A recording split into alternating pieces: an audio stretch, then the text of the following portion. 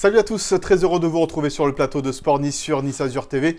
Nous sommes ensemble pendant près d'une demi-heure pour un tour d'horizon complet de l'actualité sportive de la ville de Nice.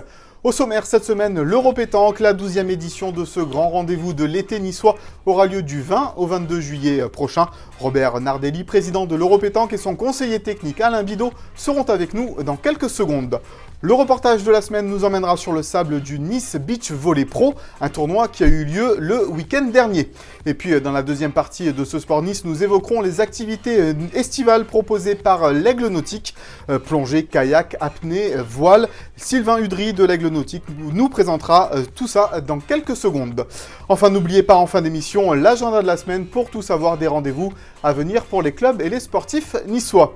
À mes côtés, elle pointe quand il faut tirer et elle tire quand il faut pointer. Rachel Turpin est parmi nous. Salut Rachel. Salut Mika. On va tester votre niveau un petit peu en pétanque, c'est comment? Ouais, je tire plutôt. Oui, d'accord. Ouais. Bon, on va voir ça en tous les cas en compagnie de nos deux premiers invités. Il s'agit de Robert Nardelli et d'Alain Bidot. Messieurs, bonjour. Bonjour. Merci d'être avec nous sur le plateau de ce Sport Nice pour parler évidemment de l'Europétanque. Je l'ai dit, 12e édition du 20 au 22 juillet prochain.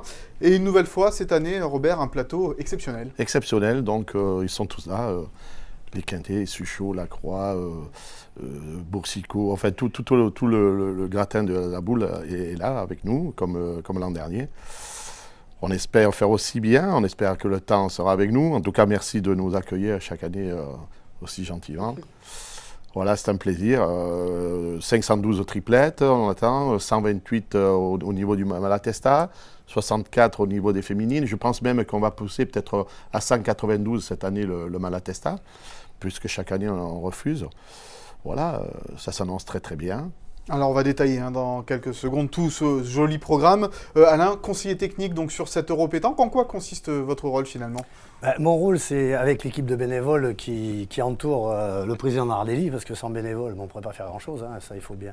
C'est 32 terrains à installer sur la promenade, c'est 32 terrains installés à Acropolis, plus 8 dans les carrés d'honneur. Ça représente des kilomètres de ficelles, des kilomètres de bastins à se trimballer à partir de lundi. Donc il faut des gros bras, quoi. Et ouais. Ça, on est obligé de passer par ça parce que sinon, il n'y aura pas de concours, quoi. Alors justement, il y a des petits travaux dans Nice avec la coulée verte et tout ça. Est-ce que ça a changé quelque chose pour vous cette année ? Alors, c'est transporté sur l'esplanade de la Datassidi où effectivement, il y aura 32 jeux plus 8 dans le carré d'honneur. D'accord, donc promenade des Anglais, esplanade et carré d'honneur, c'est où auront lieu les finales, c'est ça ? Tout à fait. Le grand stade où il y a les publics, les tribunes et tout cela. On l'a dit, beaucoup de stars présentes. Évidemment, c'est une compétition où les stars rencontrent les amateurs. C'est la magie du tirage au sort.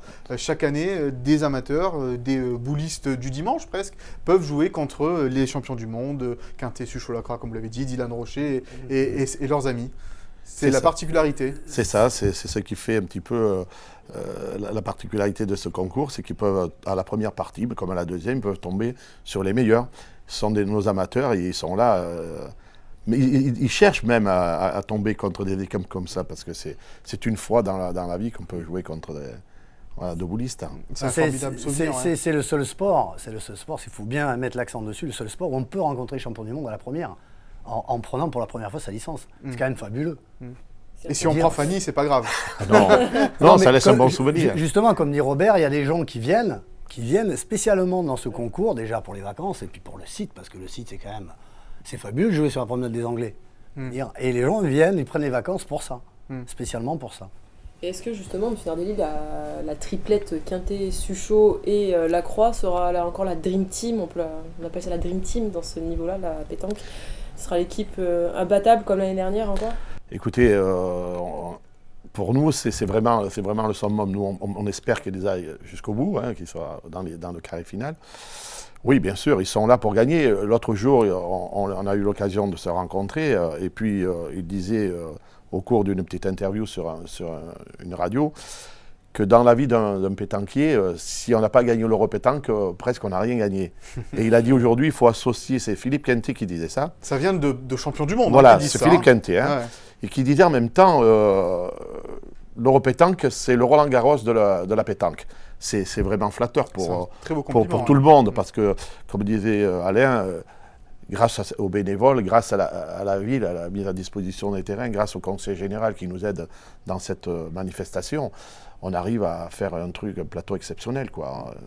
Comment va se dérouler l'épreuve, Alain, sur 3 jours? Oui, sur 3 jours, mais ça va déjà commencer le samedi matin à 8h30, donc c'est réparti en plusieurs étapes, en plusieurs groupes.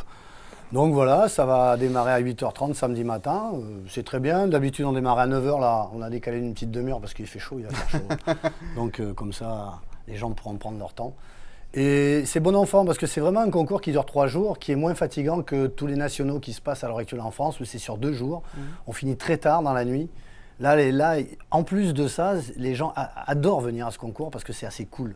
Je veux dire, c'est surtout ça. Ça, c'est très important, ce côté-là. Combien de tours à peu près le premier jour, vous comptez? Il y aura 4 jours le premier tour. 4 tours, 4 tours le premier 4 jour. tours 4 le tours premier jour, voilà. Et, Ouais. puis, pour ceux qui gagnent, ils ça continueront. continue, Sinon, les autres ils iront se baigner, c'est pas grave. C'est cet avantage-là aussi.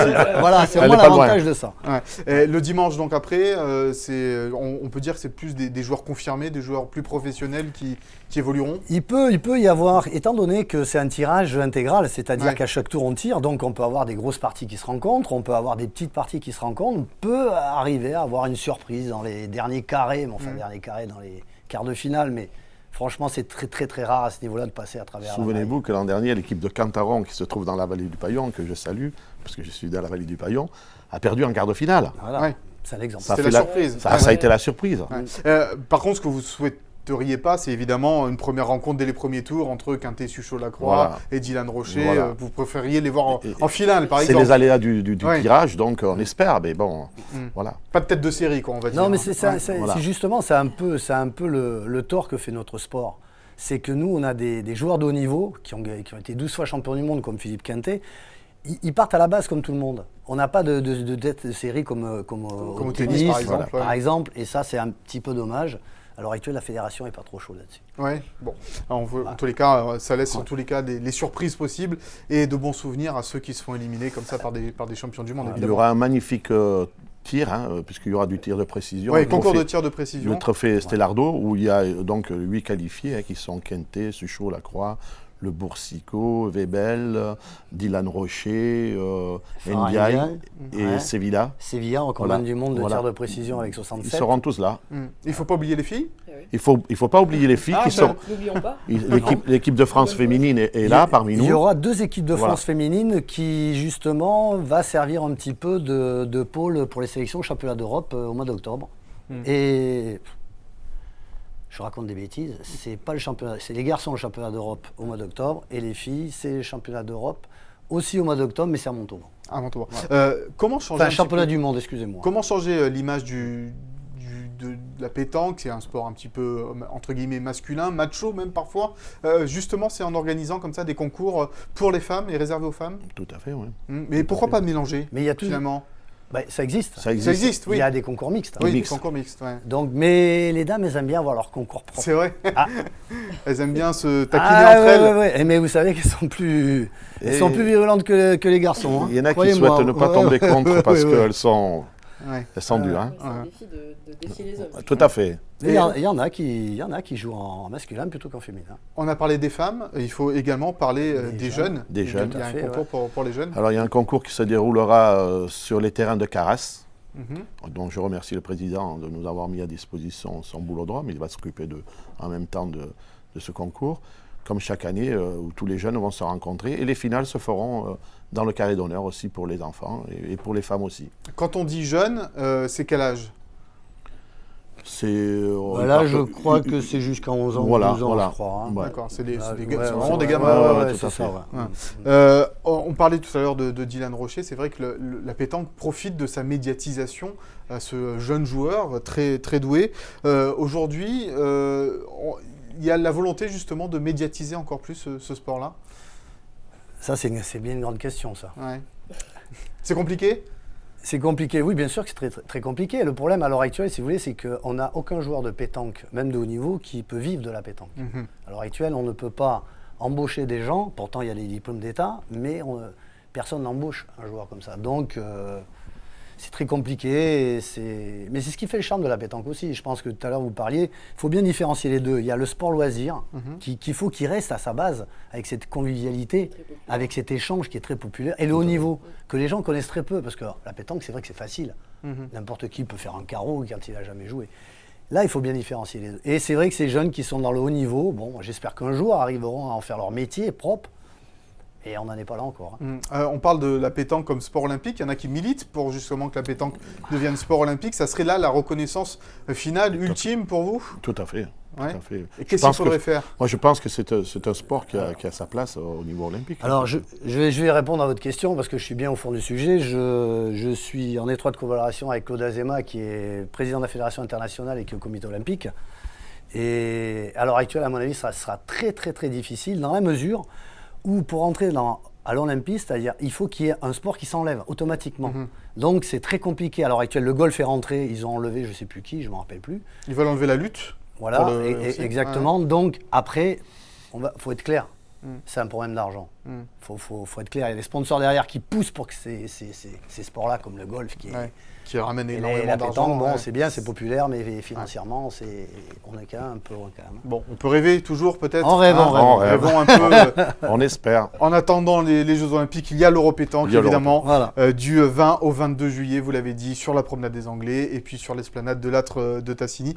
Alain, Robert, merci beaucoup d'avoir été avec nous. Merci à vous de votre gentillesse. Et bon tournoi, parce que c'est vrai que c'est très attendu par les Niçois et tout le monde qui est amoureux de la pétanque. Merci beaucoup. Rachel, on passe au reportage de la semaine et vous allez nous parler de beach volley. Avec le Nice Beach Volley Pro, donc c'est l'un des plus grands tournois 3 contre 3 de beach volley. Le tournoi a été organisé ce week-end plage des Ponchettes, tout le week-end, un tournoi organisé par le NVB, le Nice Volleyball, donc le club niçois qui évolue actuellement en Ligue B. Un plateau assez exceptionnel, 14 clubs pro représentés, 7 joueurs internationaux à la fois de beach volley et de volleyball. L'objectif, c'est de promouvoir les deux disciplines, le volleyball et le beach volley, deux disciplines qui sont complémentaires avec quelques points distincts. Vous allez voir, regardez le reportage.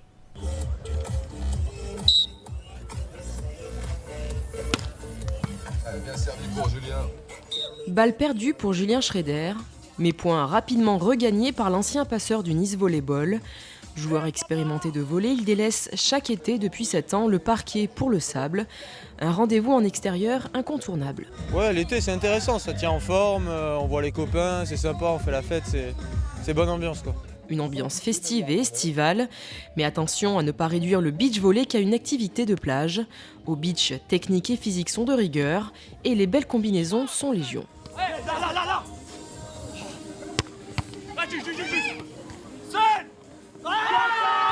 Vincent, 23 ans, comme tout joueur confirmé, a d'abord fait ses armes au volley, mais depuis l'âge de 15 ans, il évolue aussi parallèlement en équipe de France de beach. Si jouer en extérieur, sur le sable, amortit les chocs, ça corse en revanche l'affaire pour les joueurs. Déjà les appuis, on est dans le sable, il y a la chaleur, on est 2 ou 3 sur le terrain. Donc par rapport à un joueur de salle où il est entouré de 5 joueurs, là on est vraiment sollicité dans les appuis, dans les sauts, dans les déplacements. De quoi assurer le spectacle lors de ce tournoi de beach volley 3 contre 3. Organisé depuis 15 ans, cette compétition rassemble à la fois des professionnels et des internationaux de beach et de volleyball. Objectif, promouvoir la variante estivale pendant 3 mois. Tous les matins, les jeunes et les associations de Nice peuvent s'initier au beach volley. L'après-midi, c'est réservé aux touristes et aux passionnés de beach volley. Et le week-end, nous avons des animations et des tournois ouverts à tous. Et pour ceux qui souhaitent s'inscrire, le Nice Volleyball propose une section beach volley qui compte déjà 150 licenciés. Et nous sommes de retour sur le plateau de Sport Nice sur Nice Azur TV et intéressons-nous à présent aux activités d'été de l'Aigle Nautique, le club de plongée, mais pas que, de la ville de Nice. Sylvain Udry, bonjour. Bonjour. Merci d'être avec nous sur le plateau. Vous êtes chef de la base plongée, on va dire ça comme ça, à l'Aigle Nautique, vous occupez cette fonction-là. L'Aigle Nautique, en gros, c'est 14 associations qui mettent en commun leurs moyens et leur matériel pour promouvoir les disciplines aquatiques. C'est bien cela, la plongée, l'apnée, le kayak, la voile et bien d'autres sports encore. Sylvain, on va commencer par la plongée. Qu'est-ce que vous nous réservez pour cet été ? Avec l'été qui est enfin arrivé, on a une bonne saison qui s'annonce là, avec une température de l'eau qui est qui est monté à 22 degrés, donc ça devient enfin agréable parce qu'on n'a pas été gâté jusqu'à présent. Et donc on a des stages qui se déroulent pendant toutes les semaines jusqu'à la fin août et puis encore en mois de septembre-octobre si les conditions météo le permettent, pour tous les niveaux et puis à tout âge. Alors justement, ces stages, ils sont composés comment ? C'est des stages qui se déroulent en général du lundi au jeudi, où on plonge matin après-midi. Ça dépend donc de l'âge de la personne, du niveau qu'elle veut en pratiquer et de la formation qu'elle souhaite réaliser, ou simplement des stages découvertes pour découvrir, comme pour le baptême ou des packs découvertes pour découvrir l'activité de plongée sous-marine les premières fois. Et ça va du baptême jusqu'aux plongeurs chevronnés qui sont en vacances par exemple ici et qui veulent découvrir les merveilleux sites comme par exemple la rade de Villefranche. Oui, la rade de Villefranche qui est très riche en ce moment justement de faune et de flore. On voit régulièrement des poissons-lunes. Les derniers matins, on avait des dauphins qui accompagnaient les bateaux en direction de la rade, donc c'était très agréable, quoi. Alors vous proposez aussi, j'ai vu sur votre site internet, le snorkeling. Je ne sais pas si je le prononce correctement ou pas. C'est bien ça, c'est le bien snorkeling. ça, donc justement en quoi ça consiste ? C'est de la randonnée subaquatique en fait. C'est de la randonnée à palme masque tuba. Ça s'adresse principalement pour les enfants, justement dans des stages. On reste en surface de l'eau, Voilà, c'est-à-dire qu'on on reste en ne surface plonge pas. D'accord. On peut faire quelques petites immersions en apnée, donc c'est encadré par des brevets d'État. Et puis c'est un départ en groupe également, où on va découvrir la faune et la flore avec des animateurs, justement, pour expliquer un peu tout l'environnement marin qui peut exister, ne serait-ce que sur nos côtes et puis dans la rade de Villefranche. Sur la plongée sous-marine, on sait que c'est une activité très prisée par les touristes l'été, évidemment, et surtout ici, il y a quelques petites règles à respecter, règles de sécurité. Vous étiez venu la saison dernière nous en parler un tout petit peu, on va les rappeler quand même, ces règles. La première, par exemple, c'est de ne jamais plonger seul. Jamais plonger seul, surtout aussi de plonger en structure, puisque les statistiques le prouvent, la majorité des accidents arrivent hors structure, donc c'est extrêmement rare dans les structures. Et d'être encadré par du personnel, en fait, des moniteurs diplômés et qualifiés. Vous mettez l'accent, l'Aigle Nautique, là-dessus, sur ces conditions de sécurité, c'est important pour vous. Travaillant avec beaucoup d'enfants, c'est plus que primordial pour nous. Donc il y a la plongée en bouteille et il y a la plongée donc, en apnée aussi que vous pratiquez à l'Aigle Nautique. Expliquez-nous un petit peu comment ça se passe. Donc là, c'est le Centre international de plongée en apnée qui fait pratiquer également des stages avec plutôt des sorties qui sont organisées le soir et le week-end. Et donc avec des moniteurs également qui encadrent des activités qui font découvrir aussi bien les différentes épreuves qui peuvent être réalisées en apnée, mais également ne serait-ce que des entraînements ou des balades également en snorkeling. C'est toujours populaire l'apnée depuis maintenant le Grand Bleu il y a longtemps. Ça reste quand même attrayant pour les touristes. Ça reste très attrayant puisqu'il y a même eu dernièrement une compétition, le Contest Abyss, qui a permis d'avoir pas mal de monde justement sur cette compétition pendant tout le week-end. Là aussi, les règles de sécurité sont les mêmes que pour la plongée avec bouteille, c'est surtout pas plonger seul. Là encore plus peut-être parce que vous êtes livré à vous-même plus qu'en plongée avec des bouteilles. Tout à fait. Il y a encore plus de risques par rapport à ça parce qu'il faut vraiment être en binôme de façon à ce qu'il y ait toujours un qui surveille le deuxième pendant qu'il est en train d'effectuer une apnée, alors que en plongée, on est encadré par un moniteur avec 4 personnes maximum, donc c'est toujours le moniteur qui assure la sécurité aussi des plongeurs. Les enfants, ils y vont spontanément vers cette discipline ? Beaucoup. Ouais. Beaucoup, là, la majorité des personnes là, sont des enfants à cette époque. Alors, on a parlé des activités sous-marines, il y a des activités en surface, évidemment. Le kayak de mer, ça tout le monde en raffole. Le kayak de mer, c'est facile, il y a qu'à ramer, quoi, en gros. Quoi. Voilà, exactement. Il va falloir de bons bras, quand même. Le Club de la mer organise également des sorties tout l'été, avec des sorties à la demi-journée ou à la journée complète, avec même des fois des sorties à l'extérieur de Nice. Sur des randonnées. Jusqu'où on va quand on sort comme ça à l'extérieur de Nice en kayak ? Ça dépend surtout du niveau, mais ça peut aller carrément jusqu'à la rade de Villefranche et puis dépasser en direction de Beaulieu selon le niveau qui est pratiqué également. Donc il y a aussi des petites formations qui sont organisées pour passer des niveaux de kayak. Ça fait de belles sorties, ça fait quoi, des sorties de 2-3 heures ? Ça peut prendre carrément la matinée ou l'après-midi. Ouais, c'est intéressant. Une école de pagaie pour les enfants également, pour leur apprendre à pagayer, de 8 à 14 ans, ça c'est le mercredi. Voilà, ça se passe avec les activités municipales de Nice qui organisent ça donc les mercredis, avec entre autres de la voile du kayak également. Il y a des sorties également avec les personnes qui souffrent d'un handicap. Vous organisez des sorties aussi pour elles. Il y a eu les journées pour tous qui ont été organisées par la ville de Nice qui se sont déroulées au mois de juin, où là il y a eu énormément de personnes handicapées qui sont venues sur la base justement pour essayer de pratiquer du kayak, faire des balades en bateau. Il y a toute une organisation qui s'est mise en place pendant toute une journée. Et puis il y a quelques sorties justement qui sont organisées en kayak pour les personnes handicapées. Alors, on parlait du kayak évidemment, la voile, comment ne pas parler des activités voile, catamaran, optimiste, planche à voile également. À l'Aigle Nautique, on peut trouver tout ça? On peut trouver tout ça avec la SPT Tennis justement qui organise des stages de catamaran, d'optimiste, mais également de planche à voile pendant toute la saison. Et ça aussi, on imagine qu'il y a du monde pour faire ce genre d'activité, surtout l'été à Nice. Exactement. Ouais, comment ça se passe? Oui, les gens viennent s'inscrire à la base? Comment ça se passe? Chaque association est indépendante malgré tout dans son fonctionnement, donc doit contacter directement chaque association pour pouvoir pratiquer l'activité. Parce que chacun gère son planning au niveau de l'organisation, ses disponibilités au niveau des moniteurs surtout pour l'encadrement.